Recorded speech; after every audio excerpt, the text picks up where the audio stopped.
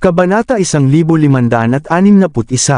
Plano ni Charlotte na ang kanyang mga nasasakupan ay mag-ambush sa malapit at naka-standby, handang ipatawag. Kasama sina Morgan at Bruce, nagmaneho siya patungo sa inabandunang scrapyard.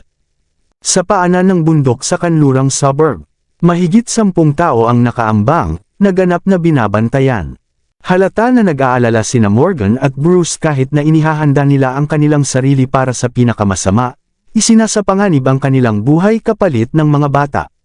Sa kanilang paglalakbay, muling binigyang diin ni Charlotte na siya ang mamamahala sa pag-akit sa kalaban palayo, at si Bruce ang magtatago para kay Morgan habang sinusubukan nitong iligtas ang mga bata.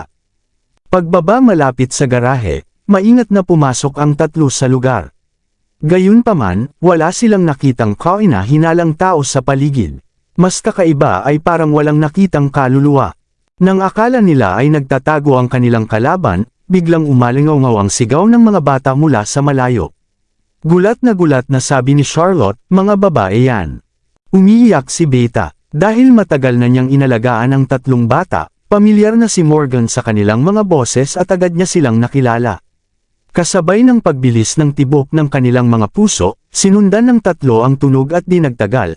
Nakita nila sina Beta at Gamma na nakapile sa mga sirang sasakyan. Beta, Gamma. Agad na lumapit sina Charlotte at Morgan. Itinaas ni Bruce ang kanyang baril habang pinagmamasdan ang paligid. Tia Charlotte, Miss Morgan, natatakot ako. Takot na takot ako. Huhuho. Nang makita ni Charlotte sina Beta at Gamma, napaiyak sila. Ayos lang. Huwag kayong matakot. Nandito ako. Kinarga ni Charlotte ang dalawang bata palabas kasama si Morgan bago nagpatuloy, nasaan si Alpha? Nasaktan si Alpha. Malala ang pagdurugo niya. Huhuho. Itinuro ni Beta ang direksyon ng isa pang tumpok ng mga sirang sasakyan. Agad na ipinasa ni Charlotte si Beta kay Morgan at nagmadaling lumapit upang hanapin si Alpha.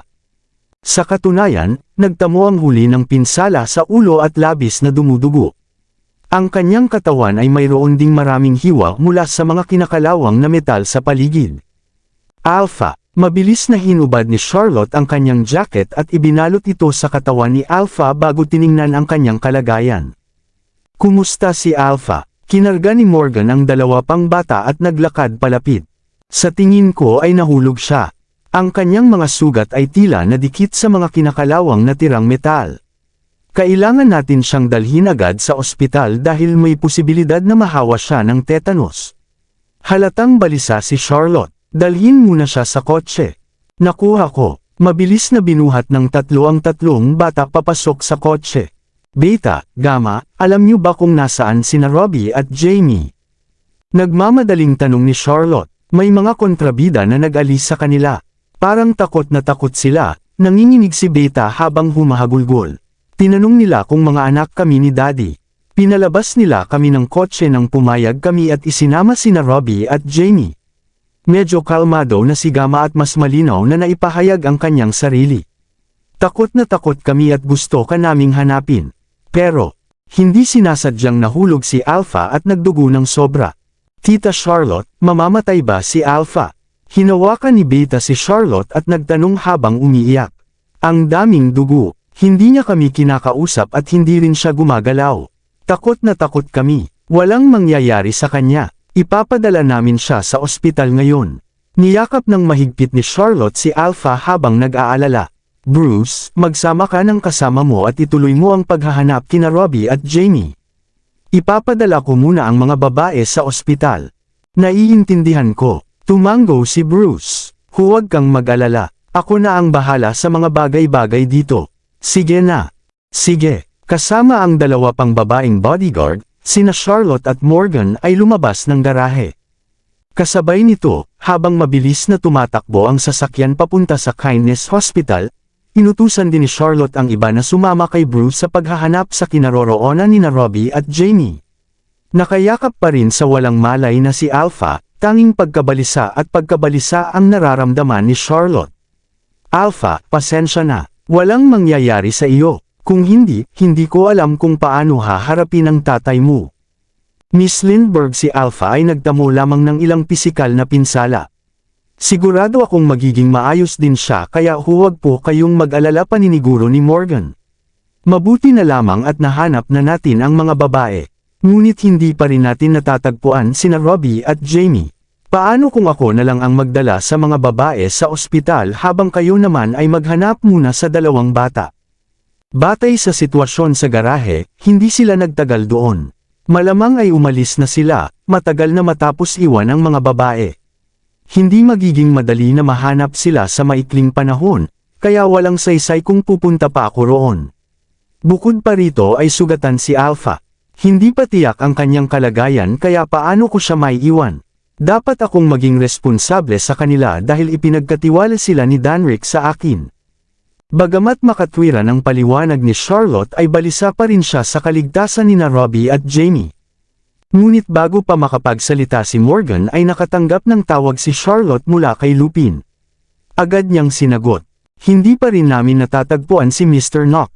Ngunit nakumpirma naming buhay pa siya. Nakakita kami ng mga latak ng halamang gamot sa lugar, at maaaring si Francesco ang gumagamot sa kanya. Ngunit hindi ko maintindihan kung bakit itinatago ni Francesco si Mr. Noct habang nananatili sa dilim. Dapat alam niyang hinahanap namin siya. Nalilito si Lupin. Tiyak na may iba pang naghahanap sa kanila. Marahil ay tumakas siya dahil hindi niya matukoy kung sino ang kakampi at sino ang kalaban. Tila nakita ni Charlotte ang buong sitwasyon. Ngunit hanggat buhay siya may pag-asa. Oo, ganoon din ang sinabi ni Gordon. Ipagpatuloy ninyo ang paghahanap, at ikaw magdala ka ng mas maraming tao sa lalong madaling panahon. Kailangan ko ng mas maraming tulong.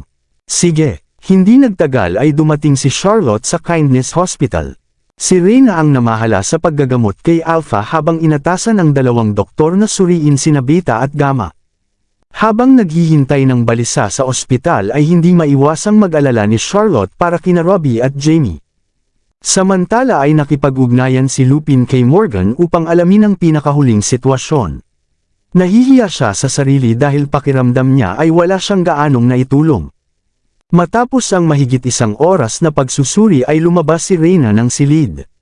Miss Lindbergh, may ilang komplikasyon ang mga sugat ni Alpha. Kakailanganin ko ng kaunting oras upang gamutin siya, ngunit huwag po kayong mag-alala. Ipinapangako kung hindi siya mapapahamak. Mabuti naman, nakahinga ng maluwag si Charlotte. Ipinagkakatiwala ko sa iyo ang bata.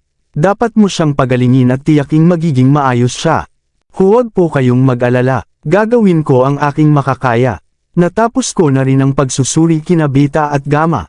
Bukod sa ilang gasgas at pagkabigla sa nangyari ay wala na silang ibang problema. Nabakunahan na sila at ang kailangan na lamang ay magpahinga.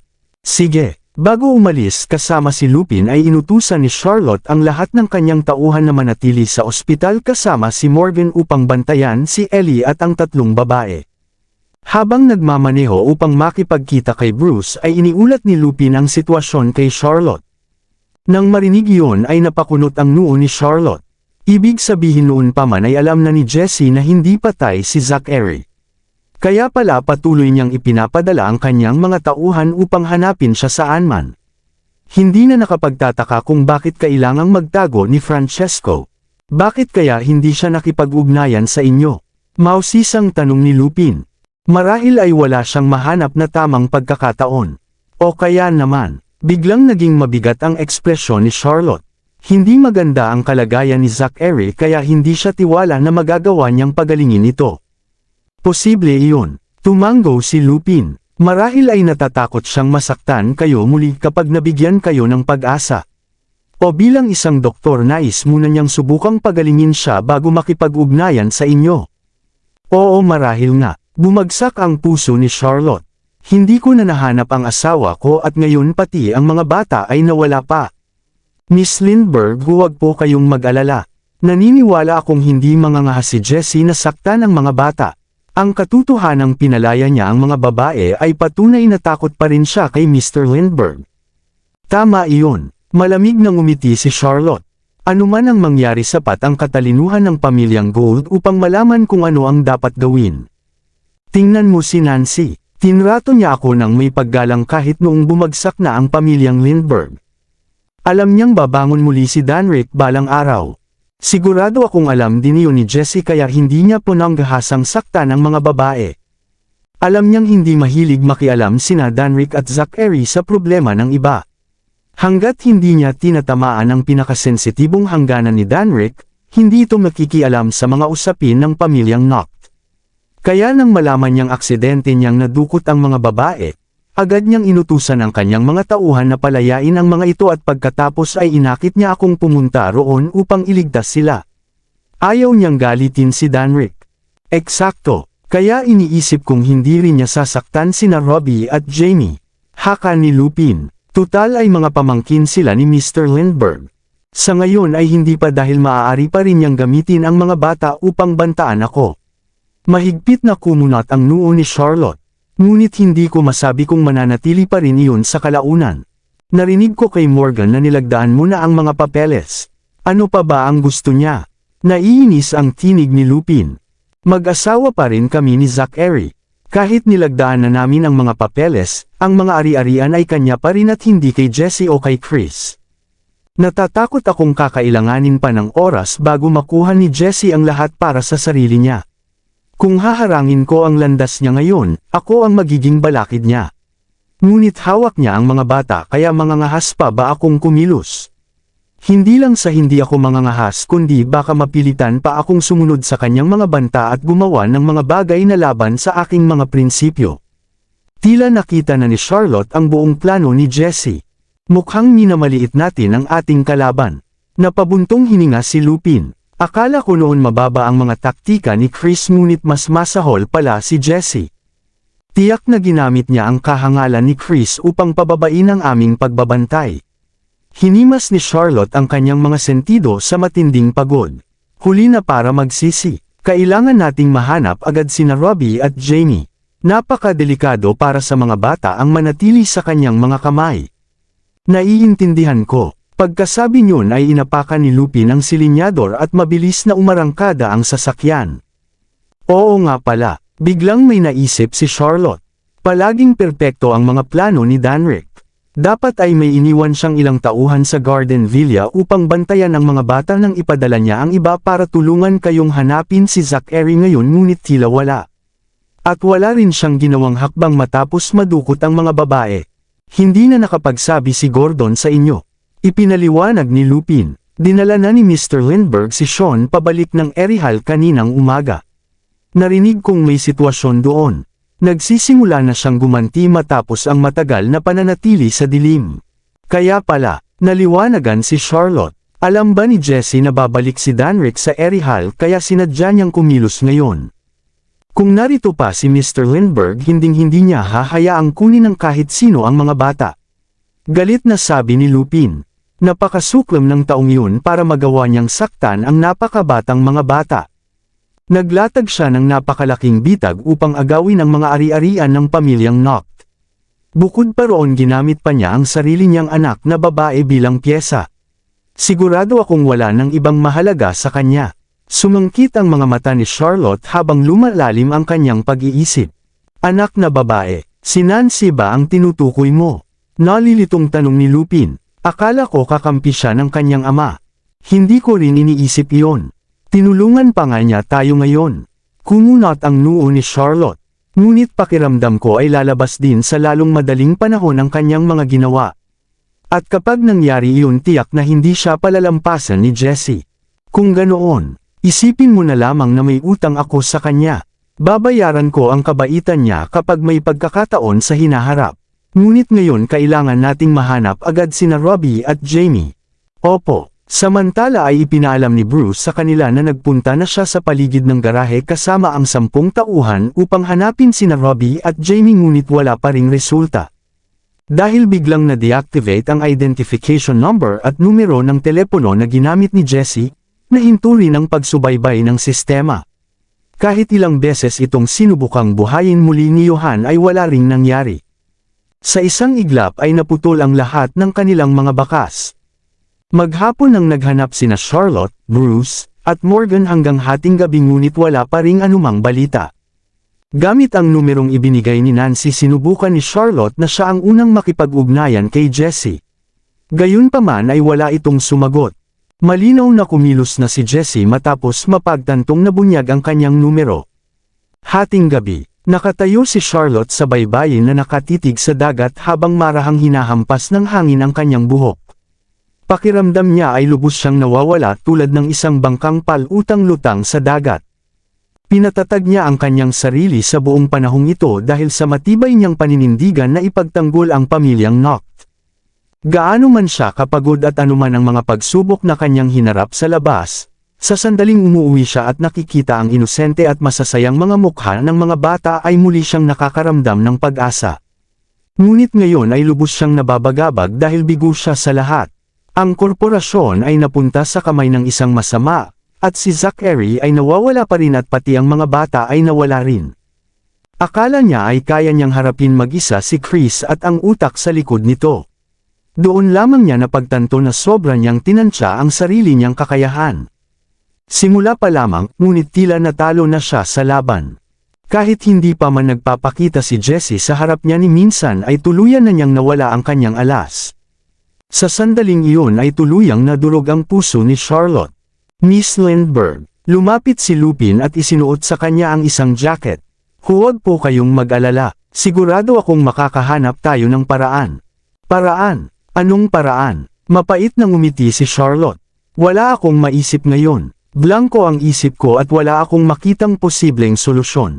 Maaari nating hilingin ang tulong ni Mr. Lindbergh. Huwag na. Malalim na buntong hininga ang pinakawalan ni Charlotte.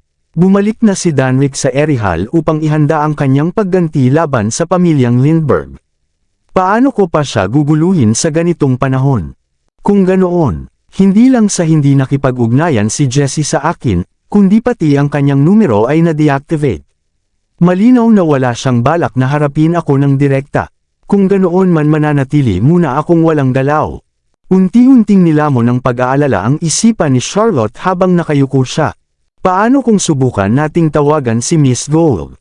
Baka maaari nating hilingin ang tulong niya upang makontak ang kanyang ama. Maingat na mungkahi ni Lupin. Nabaliw ka na ba? Kumunot ang noo ni Charlotte. Nakapagpatunog na ng alarma si Nancy at nagalit na ang kanyang ama dahil sa pagtulong niya sa atin ngayon. Siguradong mahigpit na siyang babantayan mula ngayon. Walang silbi ang pakikipag-ugnayan sa kanya ngayon. Mas masama pa ay baka madamay pa natin siya sa gulong ito. Kung ganoon ano ang dapat nating gawin? Hindi na alam ni Lupin ang sasabihin. Miss Lindbergh, naniniwala akong patuloy pa rin kayong pinagkakatiwalaan ni na Mr. Spencer at Mr. Stirk. Sinubukan ni Bruce na kausapin si Charlotte. Palagi silang nakikipag-ugnayan sa akin at nagtatanong tungkol sa kalagayan ng mga bata. Paano kung subukan nating pag-usapan ito kasama sila?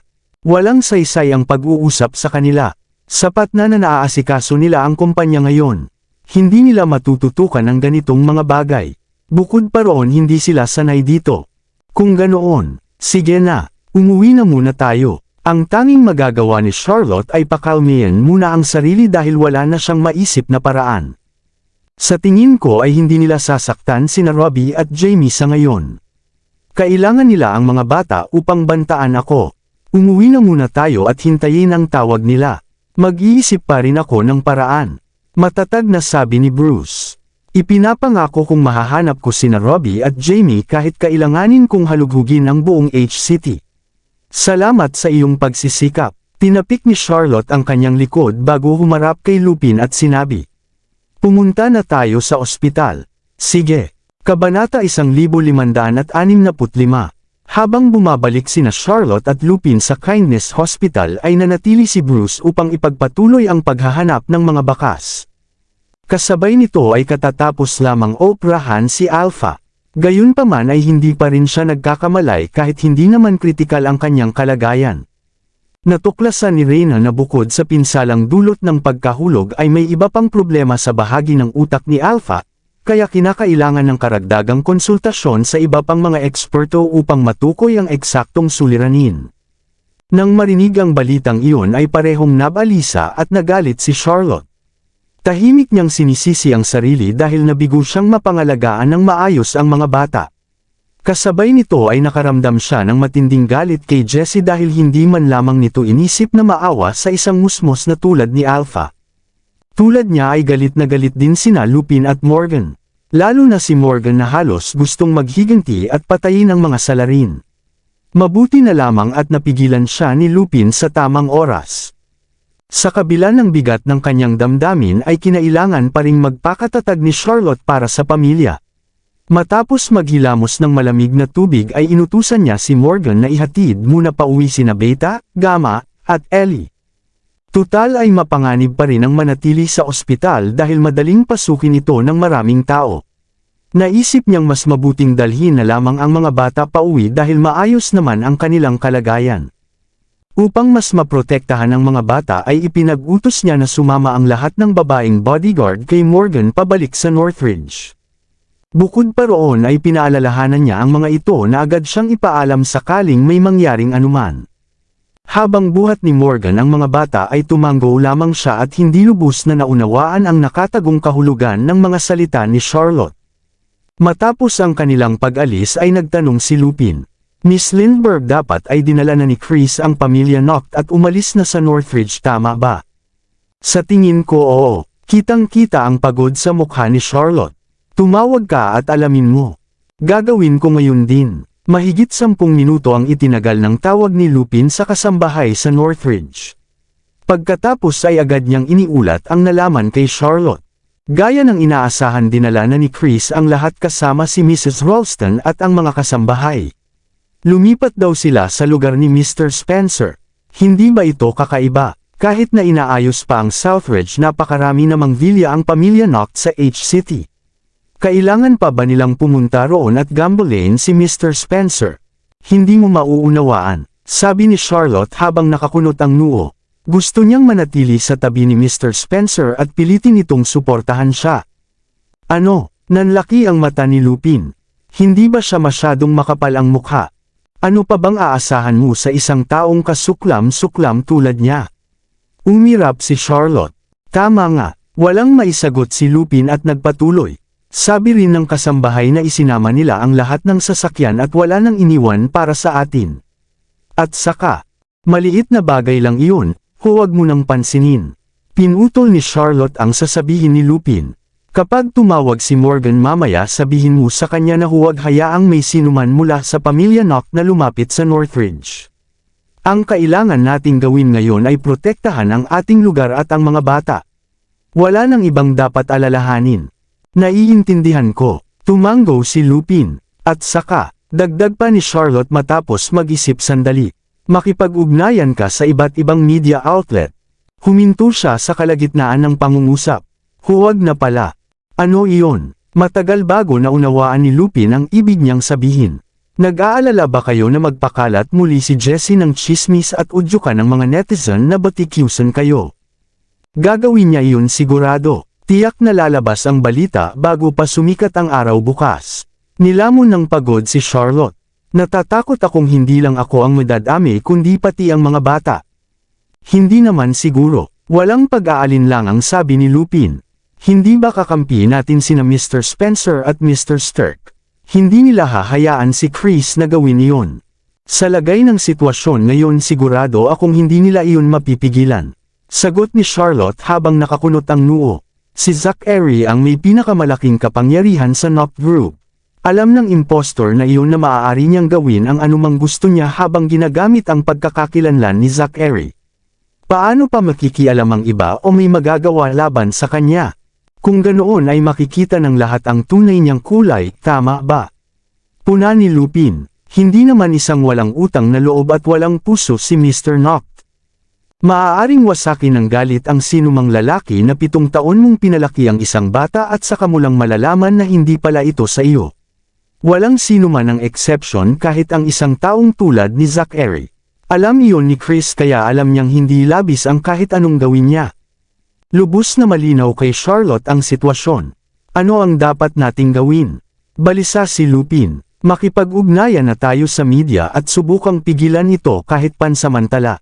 Walang silbi iyon. Sarkastikong sagot ni Charlotte. Nakalimutan mo bang ang pamilya Gold ang may hawak ng negosyo sa media?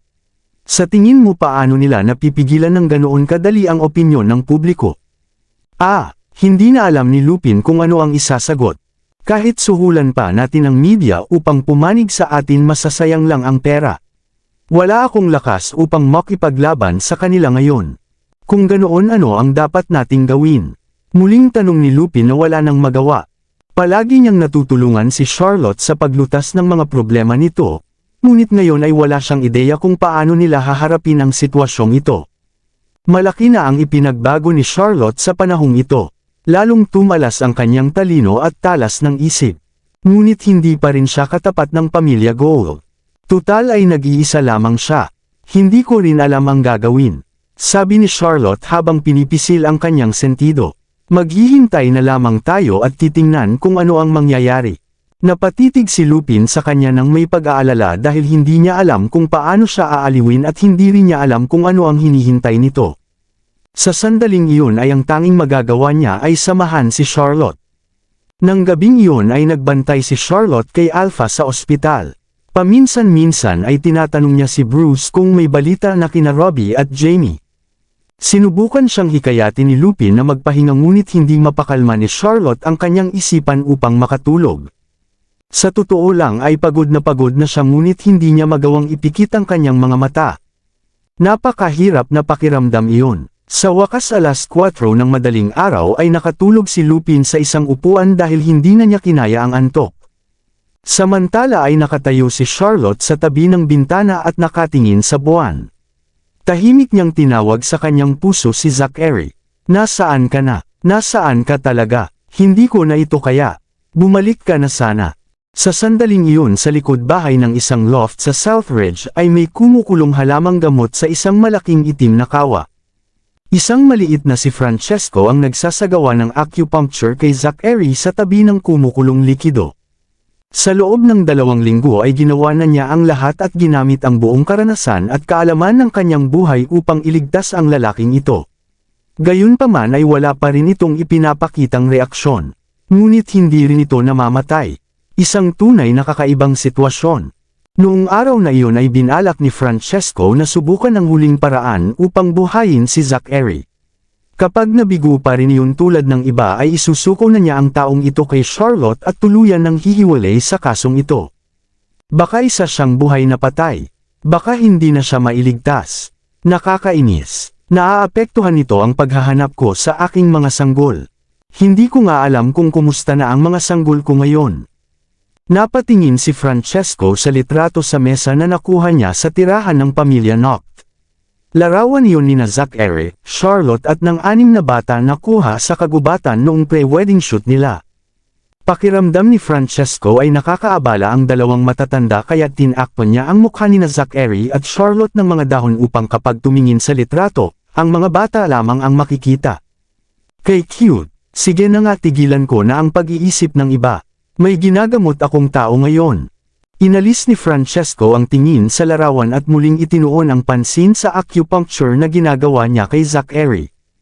May 72 karayom ang nakatusok sa ulo ni Zachary sa sandaling iyon. Gayunpaman kahit mukha na siyang isang porcupine ay wala pa ring anumang reaksyon. Nainip si Francesco sa kawalan ng tugon nito at iritableng nagbanta. Hoy Zachary, kung hindi ka magbibigay ng kahit anong reaksyon ngayon ipakakain kita sa mga aso. Ngunit nanatiling walang galaw ang lalaking nakahiga sa kama. Para ka talagang si Danrick. Pareho ba kayong bato? Ang disgustong makikita sa mukha ni Francesco ay mas matapang pa kaysa sa alinmang halamang gamot na kaya niyang timplahin. Tingnan mo nga ang sarili mo. Kung hindi ka rin lang gagaling mamatay ka na lang agad. Sinasayang mo lang ang oras ko. Sa totoo lang ay ayos lang sana sa akin na subukan ang iba't ibang paraan sa iyo ngunit dapat mong maintindihan na abala talaga ako ngayon. Hinahanap ko ang mga sanggol ko. Matagal ko na silang hindi nakikita. Kinulong ako ng walang kwentang si Danrick at pinigilan akong lumabas ng napakatagal. Kinailangan kong bugbugin ang kanyang mga tauhan, sirain ang kanyang sasakyan at tumakas sa bintana. Ngayon hinahanap na nila ako. Kapag nahanap nila ako tiyak na makikipaglaban na naman ako sa walang kwentang iyon. At sa kanitong mga huling araw ay may isa pang grupo na naghahanap sa akin. Siguradong mga kaaway mo sila. Naiinis ako tuwing pinapaputukan nila ako. Kung hindi lang dahil inaalagaan kita, matagal ko na sana silang pinatay. Lahat ito ay kasalanan mo. Kapag nagising ka na sa wakas, mas mabuti pang bayaran mo ako ng 1 bilyon para sa mga gastusin sa paggamot. Ayos na, naipasok ko na ang mga karayom sa lahat ng acupuncture points mo. Mas mabuti pang magpakita ka na ngayon ng kahit kaunting reaksyon. Sabi ni Francesco habang hindi gaanong marahang sinasampal ang pisngi ni Zachary. Ngunit nanatiling hindi gumagalaw si Zachary. Walang magawa si Francesco kaya napabuntong hininga siya at tumalikod upang kumuha ng notebook mula sa isang drawer. Binuklat niya ito sa isang bakanteng pahina at isinulat ang 14 na araw ng paggamot. May utang na 370 milyong bayarin. Pagkatapos, kinuha niya ang kamay ni Zachary, idiniin ang kanang hinlalaki nito sa ink pad, at iniwan ang thumbprint sa treatment sheet na kakasulat lang niya. Ayan! Hinipan ni Francesco ang basang thumbprint at ngumiti ng may kasiyahan. Kapag nabuhay ka, babayaran mo ang mga bayarin ko na may interes, at kapag namatay ka, dadalhin ko ang bill na ito sa asawa at mga anak mo. Kahit patiyahin ng mga mahal kong sanggol ang asawa mo, dapat pa ring bayaran ang aking bayarin. Hindi ito personal, negosyo lang. Naiintindihan mo, hindi ba? Kalimutan na, wala ring silbi ang kausapin ka. Sa itsura mo, lubos akong nagdududa na mabubuhay ka pa ng matagal. Ayokong mag-aksaya pa ng oras sa iyo. Bukas ng umaga, dadalhin kita sa pinakamalayong kabundukan ng Northridge at iiwan ka roon. Kung mabubuhay ka o mamamatay ay nasa kapalaran na. Isa-isang tinanggal ni Francesco ang mga acupuncture needle mula kay Zachary. Buo na ang loob niyang sumuko na sa kanya.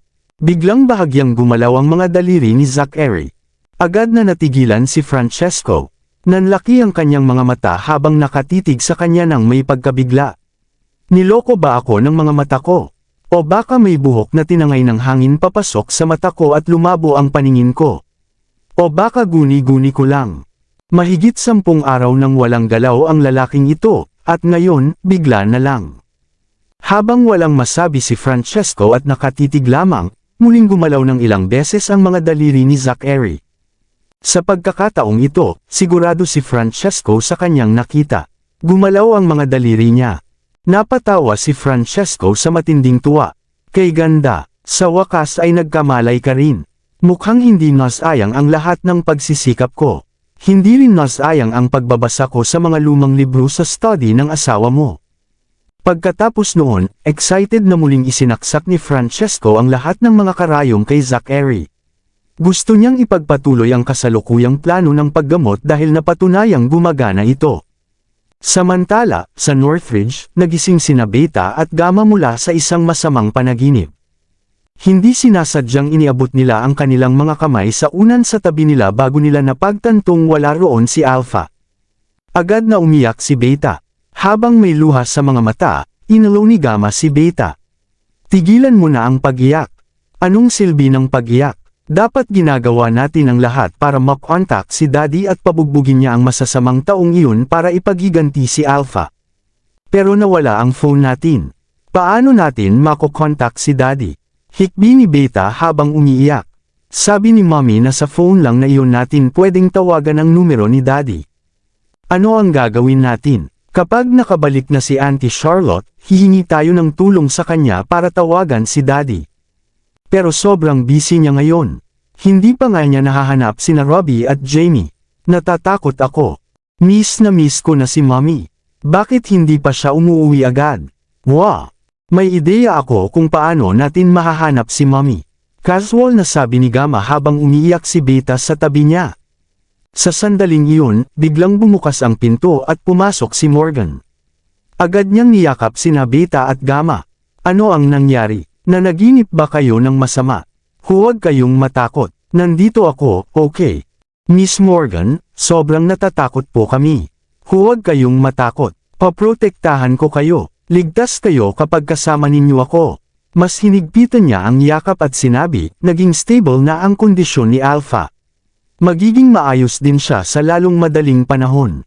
Miss Morgan, gusto namin si Daddy at si Mommy. Ang daddy ninyo ay pumunta sa Erihal. May mahahalagang bagay siyang kailangang asikasuhin doon. Tungkol naman sa mommy ninyo, hinahanap din namin siya. Wow! Ngunit hindi mapatahan si Beta at patuloy siyang umiiyak ng walang magawa. Si Gamma naman ay nanatiling tahimik at nakatitig lamang sa labas ng bintana kay Fifi na nakadapo sa puno. Sige, bakit hindi na lang ako dito matulog kasama ninyo ngayong gabi? Sa ganoon, wala na kayong dapat ikatakot. Mahigpit na niyakap ni Morgan sina Gamma at Beta, na umaasang mapakalma ang kanilang takot. Nabasa ng luha at sipon ni Beta ang buong harapan ng damit ni Morgan, ngunit hindi yun inalintana ni Morgan. Inabot pa niya ang kamay niya at pinunasan ang ilong ni Beta gamit ang hubad niyang kamay. Huwag ka nang umiyak. Kwentuhan ko kayo ng isang kwento. Pagkasabi noon, nagsimulang magkwento si Morgan ng isang bedtime story mula sa alaala. Hindi nagtagal, siya mismo ay inantok na. Nakakatulog din si Beta kasabay niya. Si Gamma naman ay hindi pa rin makatulog. Patuloy siyang nakatingin kay Fifi sa perch nito sa labas, na may malalaking matang puno ng luha.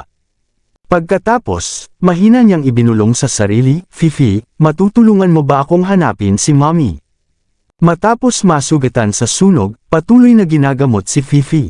Bagaman malaki na ang ikinabuti ng kondisyon nito, hindi pa rin ito masyadong makalipad.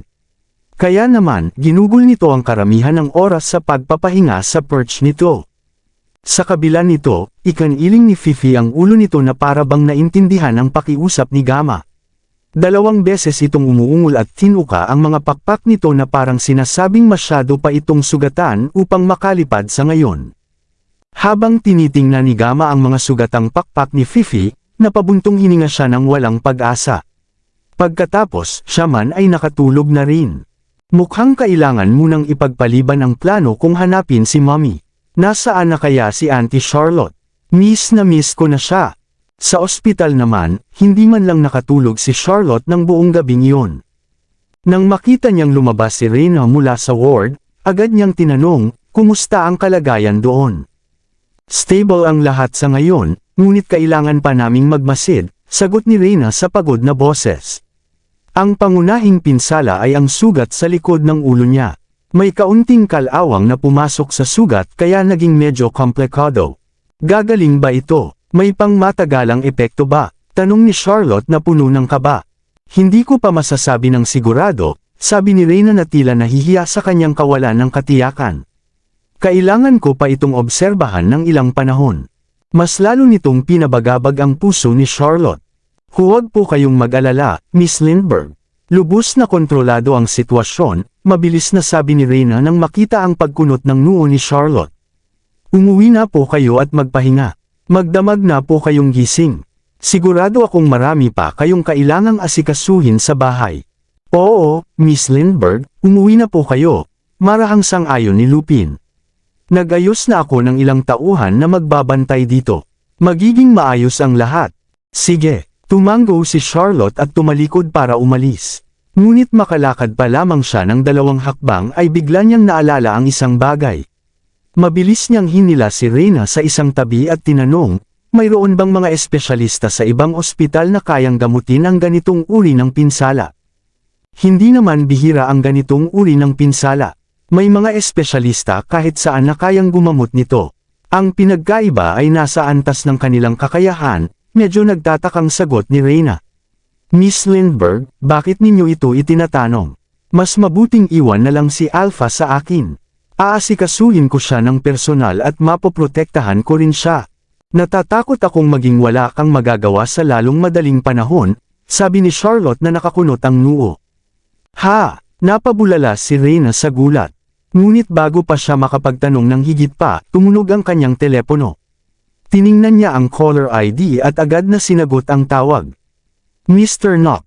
Oo, pero dito po. Oo, naiintindihan ko. Pagkatapos ibaba ang tawag, humarap si Reyna kay Charlotte na may halong pag-aalinlangan ang kanyang ekspresyon. Inutusan po ako ni Mr. Knock na pumunta agad kay Mr. Spencer. Inatasan din niya akong ipagpaliban muna ang gawain ko rito sa ospital. Sabi niya ay may iba pa raw siyang mas mahahalagang gawain para sa akin. Alam ko na, sa sandaling iyon, tumawag si Bruce at sinabi, Miss Lindbergh, may natanggap lang akong balita na. Huminto siya sandali bago nagpatuloy sa medyo guilty na tono. Inutusan po ako ni Mr. Knock na bumalik agad. Ayaw na po niyang ako pa ang humawak ng mga bagay dito. Ako. Sige, umalis ka na, payak na sabi ni Charlotte. Inaasahan na niya itong mangyari. Kapag may nahanap kang anumang bakas, ipaalam mo sa akin. Hahanapin ko mismo sina Jamie at Robbie. Ngunit kulang kayo sa mga tao. Kung aalis kami, ano ang gagawin ninyo? Balisa ang tanong ni Bruce. Bakit hindi na lang natin baliwalain ang utos niya? Siguradong nasa panig ninyo kami ni Reyna. Hindi, agad na sabi ni Charlotte. Masisira ang lahat kapag naging pabigla-bigla. Huwag mong sabihin iyan. Maraming salamat sa lahat ng sumusubaybay. Please subscribe and follow my YouTube and Facebook channel, Filipino Novel. Maraming salamat po. Mukhang napag-isipan mo na ito, sabi ni Bruce na tila bahagyang gumaan ang loob. Sige, naiintindihan ko na ngayon. Sa ngayon, ginagampanan niya ang papel ni Mr. Knock. Ang kailangan ninyong gawin ay manatiling nakatuon sa kani-kanya ninyong responsibilidad, misteryosong sabi ni Charlotte. Ipapaalam ko sa inyo kapag dumating na ang tamang oras. Naiintindihan, sagot ni Bruce. Pero huwag kang mag-atubiling tawagin kami kapag masyado nang mainit ang sitwasyon. Okay, ibababa ko na, sagot ni Charlotte bago niya tinapos ang tawag. Pagkatapos, humarap siya kay Reyna. Narinig mo ba ang lahat? Oo, tumanggo si Reyna. Sa akin ang ospital, kaya aalagaan nilang mabuti sina Ben at Alpha kahit wala na ako rito. Ang ikinababahala ko lang ay, hindi na kailangang tapusin pa ang sasabihin. Alam na ni Charlotte na kung may dumating na kinatawan ng pamilyang Knock, tiyak na susunod ang mga medical staff sa kanila. Mahirap masabi, wika ni Charlotte. Naniniwala siyang wala nang hindi kayang gawin ni na Chris at Jessie. May iba ka pa bang mairerekomendang pasilidad? Ang top 3 na ospital sa H-City ay ang Kindness Hospital, Seren Hospital, at ang isa na pag-aari ng pamilyang Gold, sagot ni Reyna. Hindi ko masisiguro kung magagamot nila si Alpha, pero ang kalagayan ni Ben ay mangangailangan ng personal na atensyon ni Dr. Wright. Ano ang gagawin natin? Nabalisa si Lupin. Matapos mag-isip sandali, sinabi ni Reyna, iwan na lang natin siya rito. Susubukan kong ipagpaliban ang mga bagay ng ilang araw para magkaroon ng oras na mag-stabilize si Alpha pagkatapos ng operasyon. Pagkatapos, saka natin pag-isipan ang susunod na hakbang. Kahit galing ako sa pamilyang Knock, hindi sakop ng ospital ko ang kanilang kapangyarihan dahil may iba pang mga shareholder at opisyal ng gobyerno na kailangan naming sagutin. Dahil doon, malabong gumawa sila ng anumang labis na kabaliwan. Mabuti, tumanggo si Charlotte. Ipagpaliban ng ilang araw hanggang maging stable ang kondisyon ni Alpha, tapos pauwiin siya para magpagaling. Nandyan pa rin naman sina Hailey at Sam. Gagana iyon, masiglang tumanggo si Reyna. Ligtas sila sa akin. Sa ngayon, hindi pa naman sila nagpapakitang ganoon kakarumal-dumal. Kung tutusin, anak pa rin si Alpha ni Mr. Lindbergh. Totoo, napabuntong hininga si Charlotte. Pero mag-iwan pa rin tayo ng ilang tao rito para magbantay. Pagkatapos, tinapik niya ang balikat ni Reyna. Ako na ang bahala sa mga ayos. Bumalik ka na sa gawain mo. Sige, inalis ni Reyna ang kanyang mask at guwantes. Gaya ng sabi ni Bruce, Miss Lindbergh, kaming dalawa ay lubos ang tiwala sa inyo. Kapag kailangan ninyo kami, sabihin niyo lang. Salamat, uminit ang pakiramdam ni Charlotte. Sige na, umalis ka na. Mabilis na umalis si Reyna. Habang pinapanood siyang umalis, hindi napigilan ni Lupin na magtanong, nag-aalala ako, Miss Lindbergh. Kahit hindi sila manggahas na saktan si Alpha, taga-pamilyang Knock si Ben. Hindi ba masyadong madali para sa impostor na iyon na alisin siya? Kapag dumating ang oras, isasama natin si Ben papuntang Northridge, mariing sabi ni Charlotte. Nasa coma si Ben ngayon at hindi siya problema para sa kanila, kaya inaasahan kong hindi nila siya papakialaman dahil mas may mahalaga silang inaalala. Bukod doon, nandyan pa rin sina Bruce at Gordon. Tama kayo, napabuntong hininga si Lupin at tila gumaan ang loob. Nakita ko rin kanina ang ilang tao ni Bruce na nagbabantay kay Ben, at pawang mga taong pinagkakatiwalaan niya. Oo, tumanggo si Charlotte. Pero magtalaga pa rin tayo ng sarili nating mga tao rito sa ospital, para sigurado. May dalawa na si Gordon, pero magdagdag pa tayo ng ilan. Ikaw na ang bahala. Naiintindihan. Matapos maayos ang lahat, umalis sina Lupin at Charlotte patungong Northridge. Habang nasa biyahe, muling nabahala si Lupin tungkol sa kakulangan ng tao. Hindi natin magagamit sina Bruce at Reyna sa ngayon. Sa 18 tao natin, 4 ang ilalagay sa ospital. 4 pa ang maghahanap kay Mr. Knock kasama si Gordon, at ang natitirang 8 ay nasa bahay kasama si Morgan. Kapag may nangyari pa, magkukulang tayo. Ito mismo ang plano ng tusong matandang iyon nang utusan niya si Chris na pauwiin sina Bruce at Reyna. Sa pagpigil sa kanila na tumulong sa akin, balak niyang iwan akong walang kakayahang kumilos at unti-unting lamunin ang yaman ng pamilyang Knock, galit na sabi ni Charlotte habang nagngangalit ang mga ngipin. Kabanata 1570. Talagang kasuklam-suklam, mura ni Lupin. Ano ang gagawin natin ngayon? Ako, magsasalita na sana si Charlotte nang biglang dumating ang sunod-sunod na mensahe sa kanyang telepono. Nang tingnan niya, pawang mga link ng balita na ipinadala ni Lucy. Mabilis na kumalat ang mga ulat na hindi raw tunay na mga anak ni Zachary ang 3 bata. Gamit ang pagkakakilanlan ni Zachary, nagdaos si Chris ng press conference kung saan marahas niyang inakusahan si Charlotte at ipininta siya bilang isang kasuklam-suklam na halimaw. Lubos na nabigla si Charlotte. Umabot pa siya sa puntong kinumpirma ang lahat ng tsismis tungkol sa di umano'y plano ni Charlotte na patayin ang sarili niyang asawa at kamkamin ang yaman ng Knock Group. Laban kay Charlotte ang opinyon ng publiko, at pati ang mga bata ay hindi pinalampas. Puno ng negatibong balita ang internet tungkol kay Charlotte, at may ilan pang sadyang naghukay ng dumilaban sa kanyang ama at iba pang kamag-anak upang dungisan ang kanilang pangalan. Hindi nagtagal, ang pangalang Charlotte Lindbergh ay naging kasing kahulugan ng malupit na babae. Ang internet at maging ang malalaking media outlet ay sabay-sabay siyang tinulig sa bilang demonyo ng bagong panahon. Isa sa mga headline ang nagsabing, hindi marunong pahalagahan ang isang kayamanang tulad ni Zachary, kaya umakyat sa tuktok sa anumang paraan. Ang babaeng ito ay sakam at walang konsensya.